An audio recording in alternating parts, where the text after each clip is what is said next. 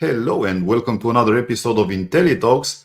Today we're going to dive into something very, very special because I have with us here my friend Matt Remuzzi. I hope I pronounced it correctly. Yes. And we're going to have a very, very powerful topic that everyone in the industry should be looking into because that's where the money goes, and what you do with your money defines what happens to your profit. Matt, welcome. And Yeah, thank you for having me. I'm happy to be here. I love getting a chance to talk about these topics and share our information and help sellers, do a little bit better every day. Yeah, brilliant. So for those who don't know, Matt is the owner and co-founder of, sorry, not co-founder, because he's the sole owner of CapForge. And CapForge is actually a big company, is a team of 70 plus professionals that provide nationwide professional bookkeeping services to small businesses like myself, actually, for a very low flat fee. But we're going to dive into it on the road. So, Matt, tell us a little bit about CapForge, how maybe things got started, what made you, found CapForge, and a little bit about you in the background, what happened there, throughout the years. Yeah, so I always wanted to have my own business. I just never knew what I wanted to have. So I went to business school. I specialized in entrepreneurship in business school. And eventually I got started doing consulting for small business owners. And one of the places that I saw consistently they had trouble was with the accounting and especially the bookkeeping. The bookkeepers, a lot of times anybody at least in the US, anybody can be a bookkeeper. There's no test, there's no credential, there's no requirements. So a lot of them aren't that good. They don't really know what they're doing. And a lot of accounting people, we have the stereotype of being not very good with customer service, not very people oriented, right? We're more technical. So I saw all these problems as I worked along for years, and I thought, maybe this would be a good thing for me to get into. I don't mind talking to people. I really think customer service is key because I used to work in the restaurant industry where customer service is everything. And I thought, there might be a way to do this service better. So I started all by myself out of my spare bedroom in January of 2012. And I got, one client, then two, then three. Eventually I was able to hire another bookkeeper, and I could just go out and work on growing the business. And then a few years later, I got a call. We worked with all kinds of people, dentists and restaurants and stores and what have you. And I got a call sort of out of the blue from somebody who said, "Hey, I sell stuff on Amazon. Is this something you can help me with the accounting for?" And I said, I don't know, but I'll give it a try. I've never done that before, but let me see. So it turned out it was pretty complicated. It wasn't like the other clients we had. It took more work, more time to understand what reports to use and how to set things up. And we made a few, well, this isn't going to work. And okay, that isn't going to work. But we got it figured out. And the client at the end was very happy. He said, "This is great. This is the first time I've been able to look at my numbers and know what is going on with my business." And he said, "By the way, I'm in a Facebook group. Some other people are asking. I know they're having the same challenge. Do you mind if I put your name out there?" I said, "No, of course, please go ahead." So fast forward to today, over 1,000 e-commerce clients. It's our single biggest specialty. And, it really just turned out there was a ton of people who needed this kind of help, and turning to their local, the local bookkeeper in their town or wherever they lived. They had the same problem we did the first time we did it. It's so complicated. It's different than anything else. And they just didn't know how to do it. So with us, now that we've had all this practice and experience in doing it, we can help out anybody who's selling e-commerce, whether it's Amazon exclusively or multi-channel or just Shopify or whatever it is. By this point, we've seen it all. People everywhere opening TikTok shops now. So we've done that. And so that's kind of the journey. I just started out, helping small business owners, and then I specialized into bookkeeping, and then I specialized into e-commerce, and that's where it exploded. Incredible, because I do have a huge amount of respect for you guys that look at the numbers and work with all those numbers, even though probably you've built some automations by now, so you have some tools there to help you out, but Yes. Still is a lot of headache. And I myself, I prefer to stay, just have like a helicopter view over whatever is happening and know which way to go. So thank you to people like Matt here for making things easier for us, the entrepreneurs, and we can focus on all other things. Like myself, I like the marketing part. So yeah, I will definitely go in with Matt all the way. Just Matt, you handle the bookkeeping, and yeah, I'll do my part. And But most business owners feel that way. I mean, it's much more fun to think about what's my next product going to be, or optimizing the listing, or, coming up with new keyword strategies and all that kind of stuff. Almost anything seems more fun than sitting down with a bunch of bank statements and a spreadsheet and trying to work it all out, right? But fortunately, there's a few folks like me that enjoy that and can do it. And so, a lot of business owners come to us because they go, this is not my thing, but I know it's important. I know it needs to be done. I want to get the high level view, just like you said, the helicopter view, but I don't know. I don't want to get down in the weeds and have to do all that exactly. stuff. So that's So why we're yeah. here. At the end of the day, I guess everybody does what he or she actually likes. So yeah, if you like numbers, it's perfect. I like marketing. Yeah, we'll find some other people to do other stuff. So at the end of the day, we'll make a good team to deliver everything. Exactly. Right. Brilliant, Right. brilliant. You need specialists in each area, right? And there's people that do a lot of stuff that I don't like. And I mean, the same thing, right? At my house, when something breaks, some guys I'll get the hammer and the drill and go, and they'll spend an hour, I'm like, oh no, just call the guy. I don't, Yeah, I don't want to get on a ladder. I don't want to try to fix it. Just, I'll make yeah. it worse. Just call the guy. He knows, the handyman, they'll fix it. Perfect. Exactly. I truly believe that this is the best way forward. Otherwise, I don't want to be misjudged here, because I think that anybody can do anything as long as they put their time and effort into that. But, sometimes it's easier to, like Matt said, call the guy. Yeah, he does his own job. You can focus and create your things. And I have this German thing in my head. Back in the days, like the Germans, they focus on doing one thing and they do it, throughout their entire life. And at the end of the day, is about how much money you make while other people are, fixing your things in the house, Right. that comparison. And if it's more profitable for you to actually make money while doing accounting or marketing or whatever, why not pay the guy to do his job? This is like, the spice must flow, pretty much like Dune. So Right, yeah, right. Well, and I mean, if you think about it, human history, right? Everybody back in the day, you had to find your own food, you had to build your own house, you had to make your own clothes. There wasn't time for anything else. But then they realized, hey, if you make all the spears and all, build the houses, and they'll go plant the vegetables, and then we all, get some days off once in a while. And exactly. now we have division of labor down to not just bookkeeping, but e-commerce bookkeeping. There's a guy that does just bookkeeping, just so, but that's really yes, I agree with you. Everybody probably can learn how to do each thing themselves. To some, they're never going to be as good as somebody who does it for a living, but you can probably get through it. But you're then now you're like the guy that builds their own house and finds their own food and makes their own clothes. There's no time for anything else. Exactly. Who would want to live like that? Anyway, Right. Oh, probably. forget it. Yeah. Brilliant, brilliant, Matt.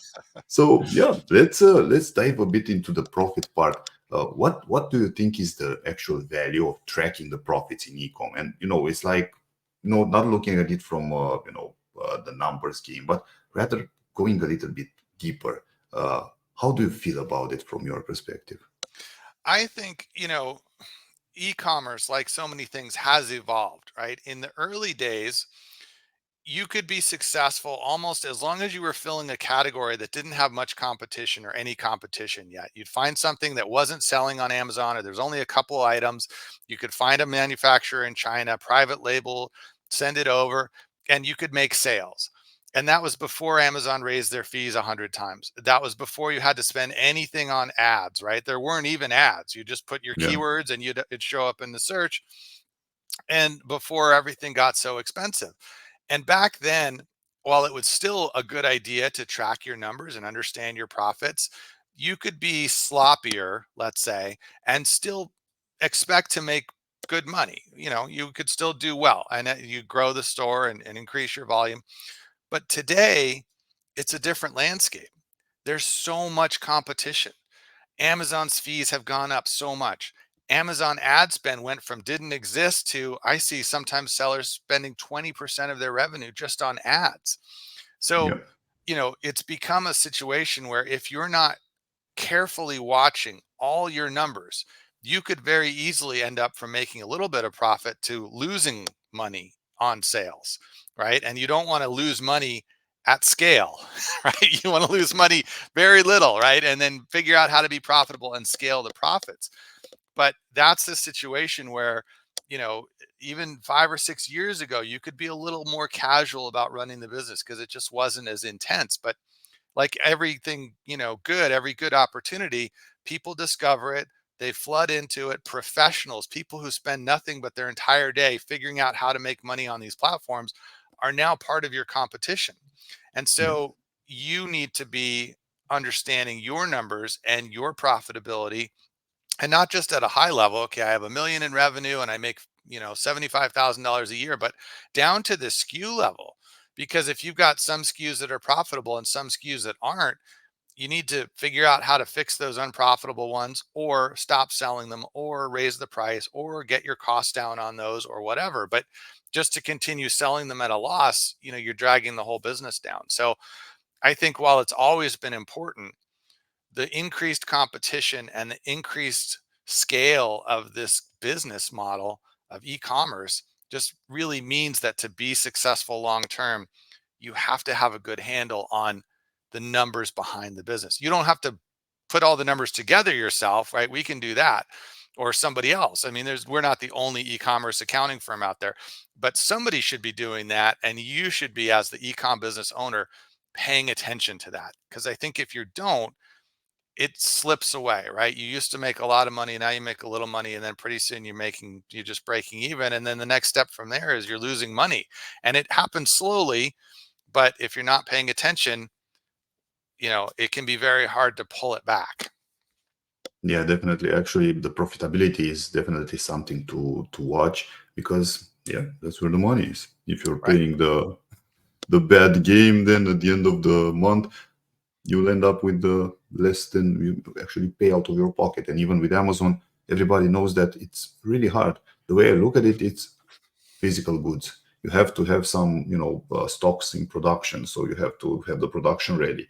Then I'm looking at another stock that is traveling from China to, or whatever, to the US or to the marketplace. And then you also need maybe a 3PL in the US and stock with Amazon. So it's money, money, money everywhere. And if you're not careful enough, you're spending money everywhere to, shipping, and also deposit fees like warehouse fees with Amazon, and its warehouse fees. So it's always looking at the numbers and making sure that they align in the right direction, yeah, to Right. bring the business up. I've seen actually people with running millions, but in terms of profit, like breadcrumbs. So really not quite a good business there, but yeah, still, Well, what and can you and do? what, yeah, I mean, it's a very capital intensive kinds of business, because as you just said, you've got stock in all these different phases, and you don't, even after you sell it, right? Amazon takes a couple weeks to pay you.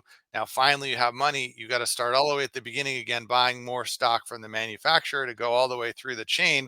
And as you sell faster, you need more and more stock. And then, you run out of funds. So then you start looking at, can I borrow?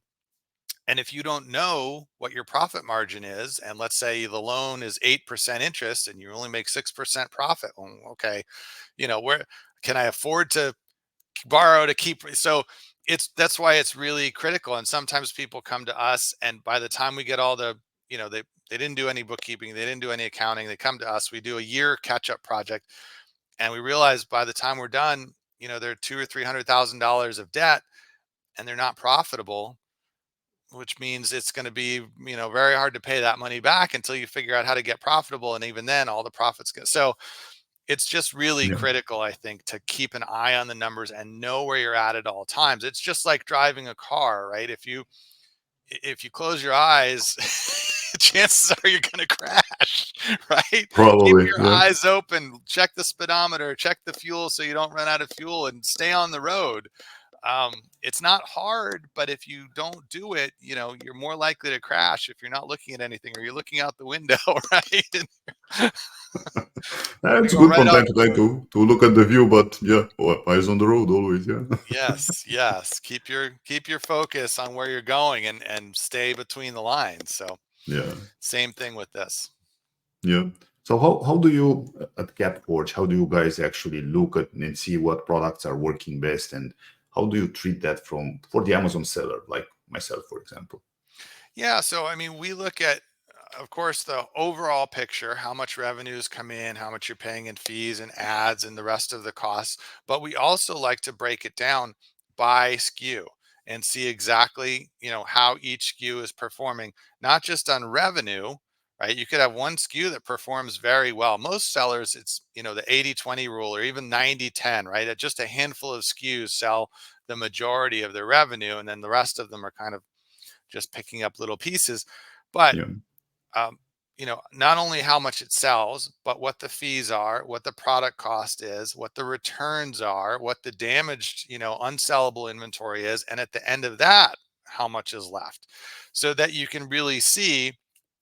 Sometimes your very best seller is not your most profitable product. Sometimes it's the second or third best seller that's actually pulling in a lot of the money. Or, you kind of, again, is there a way to get the product cheaper? Can you change the packaging, change the dimensions, change the order frequency? Or if there's, is there a way to make it more of a premium or bundle it with something so you can bring the price up? So all those things are things you want to look at and consider, so you make sure that each product that you sell is pulling its weight. Yeah. Because in the e-commerce world, right, there's no advantage to carrying unprofitable products. If you have a physical store and you walk into somebody's physical store and you see half the shelves are empty, you go, oh, that doesn't seem good. Maybe I don't want to shop here. Something's not right. So they kind of are forced to, they've got to keep a certain amount of inventory, even if things are selling slowly or they have to discount them to get them sold. So they're stuck. But in the e-commerce world, it's all virtual shelves. So the minute something isn't selling and not making you money anymore, get rid of it, right? Or Yeah. fix it. If you can't fix it, then get rid of it. There's Cut the no loss. reason to keep 100 SKUs just so you can say, oh, I have 100 products, right? I'd rather sell one product profitably than 100 products, or where half Mhm. of them are losing money. There's no vanity in a large SKU count. It's all Exactly. about how much profit are you making. Yeah, and I totally relate to what Matt just said. Actually, some experience that we had with the businesses that we run on Amazon.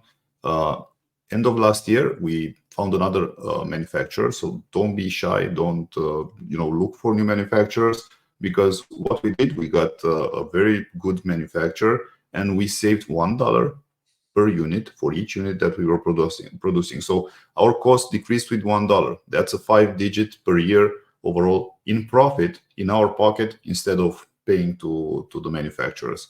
And sometimes people just have the good manufacturer, and they're scared of changes, and they're trying to stay in the safe zone. Don't change it. If it's working, don't touch it, something like that.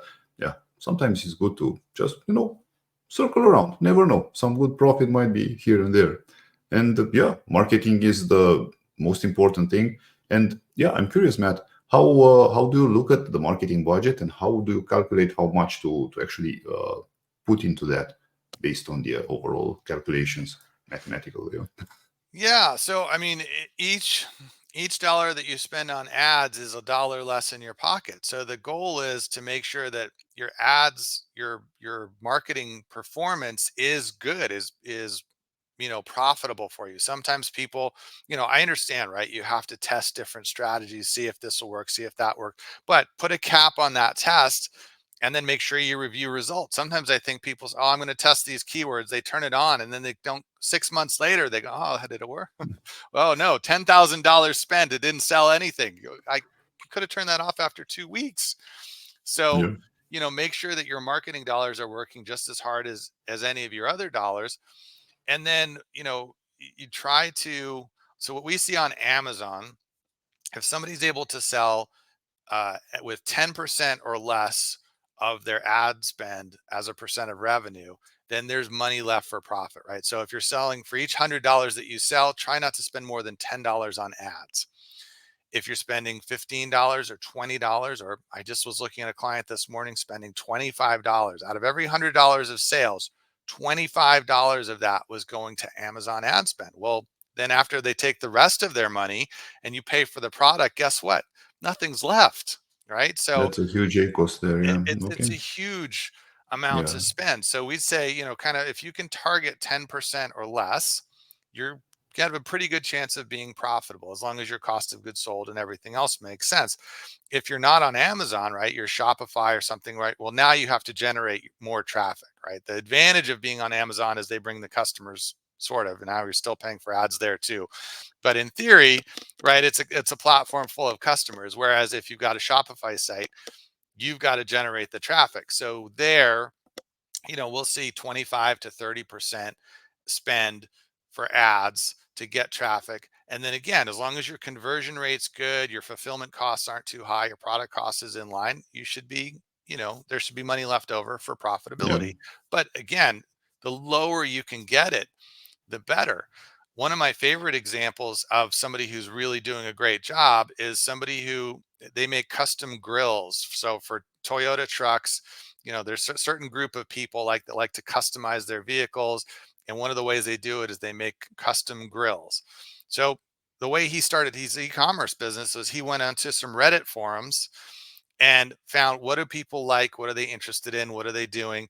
He drew up some designs before he even built one and ran it by the forums, and they got feedback, and then he started making them, and then people were finding him directly from there. So he had the audience first, Yeah. right? And then he introduced the product, and then when he got positive feedback, then he produced the product, so that he knew before he even spent $1 on inventory, he was going to be able to sell it. So that's a way that you can have a really profitable e-commerce business. But if you're just selling a sort of a generic product, right? Bungee cords or tarps or rope or something. If I'm buying rope, I can't tell the difference, right? So if I need 100 feet of rope, I'm going to find the cheapest 100 feet of rope with decent reviews. And if I have to buy it again, am I going to remember the brand I bought it from? No, I'm going to go right back on the search. I'm going to buy another, Yeah. so Yeah. that makes it really hard and really expensive and really tough to make a good profit if you're relying on sort of generic keywords to drive traffic and drive sales. And the opposite end of that is the guy with the Toyota grills, right? He knows exactly who his customers are, exactly where to find them. So his marketing budget can be small and his profits are much bigger because, he knows who he's selling to. So where Yeah. you are on that continuum of marketing, I think, has a lot to do with your profitability.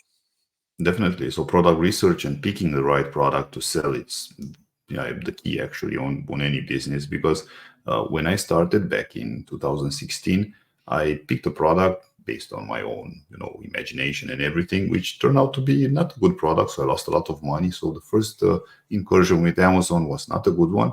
But yeah, here we are, like, yeah, whatever, 7 years, 8 years later, what happened? Yeah, time flies, and I do not regret it one bit.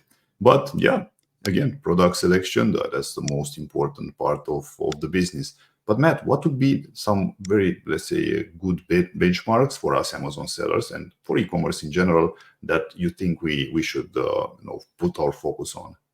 So I think the ones that you have control over are your cost of goods sold, right? And your ad spend. Those are the two biggest ones that you have direct control over. If you can get your cost of goods sold for a private label or your own product at 25% or less, you have a good chance of doing all right, right? So if you're selling something for $20, it shouldn't cost you more than 5. And I mean, product cost plus the freight and everything to get it Yeah, there, right? So then to you land have it. Yeah, a reasonable chance of being profitable. If you're spending $10 to sell a $20 product or $12 to sell a $20 product, you're going to have a very hard time being profitable with all the other costs that go into it, plus returns and everything else. It's just going to be really tough. yeah, So that's sort of the general benchmark for product cost is 25%. And we see, we have some clients, their product cost is 10 or 12%.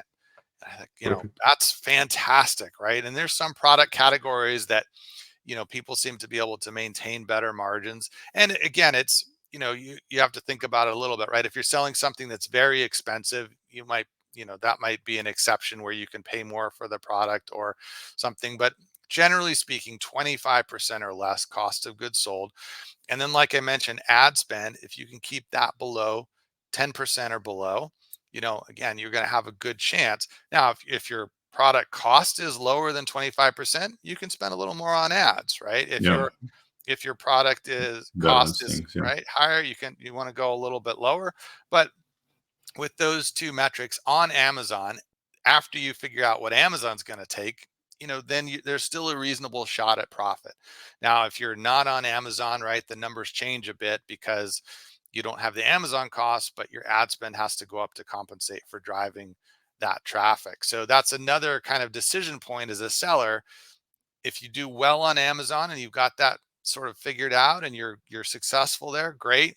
If you're finding your margins aren't working well on Amazon, then maybe, you look at other platforms. Would that work better for you? But those two are the main things that I look at to see, how our clients are doing. When they email and say, Matt, I don't think I'm making as much money as I could or should. What can I do? That's the first thing I'll look at. If it's, well, your cost of goods sold is 50%.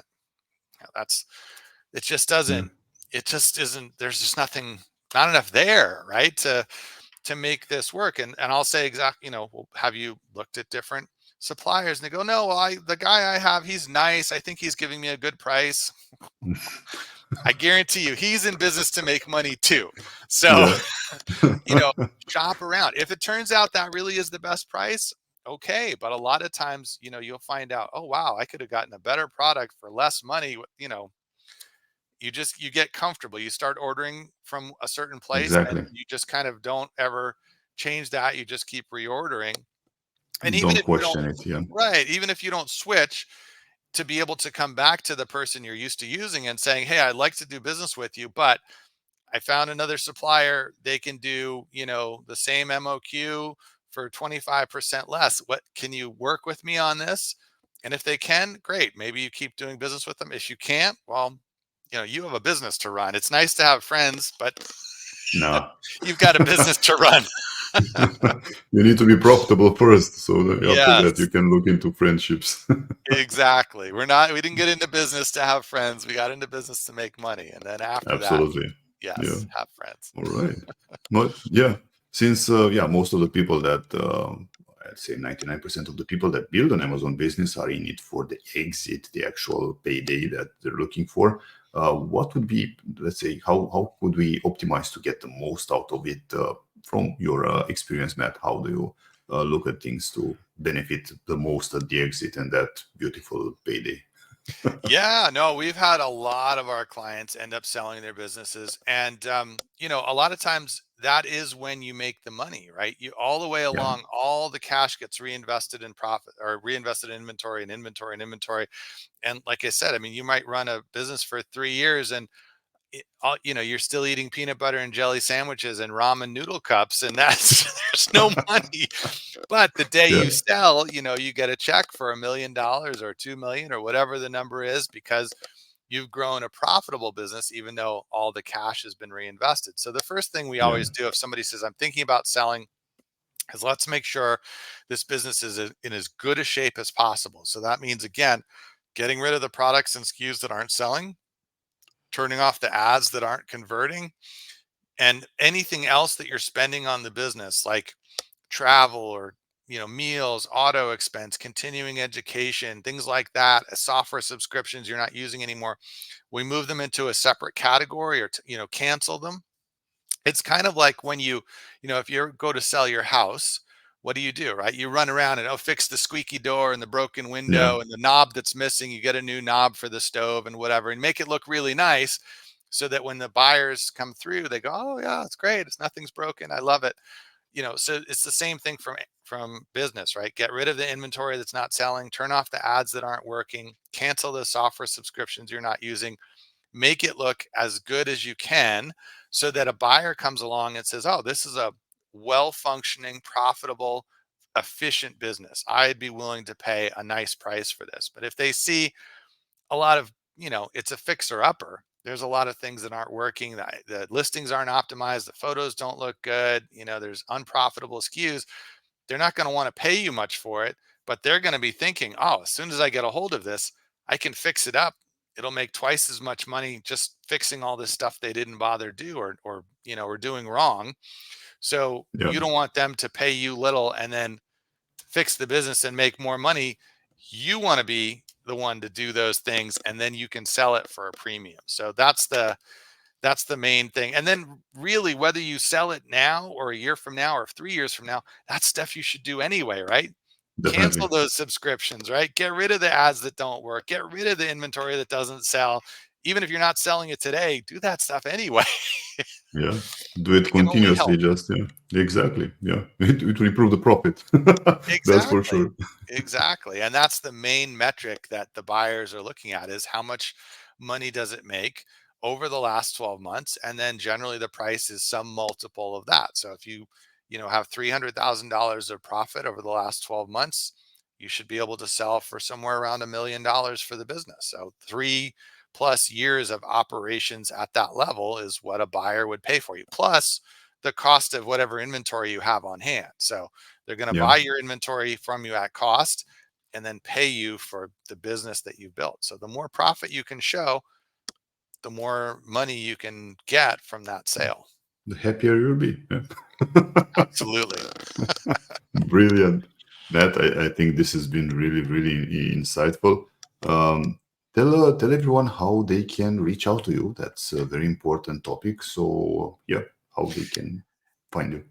Yeah, no, the best place to find us is on our website. It's CapForge.com. I think it's here. Um, Yeah, yeah, right there. And it's got, information about us and our pricing and our services and a lot of blog articles and some videos I've done and things.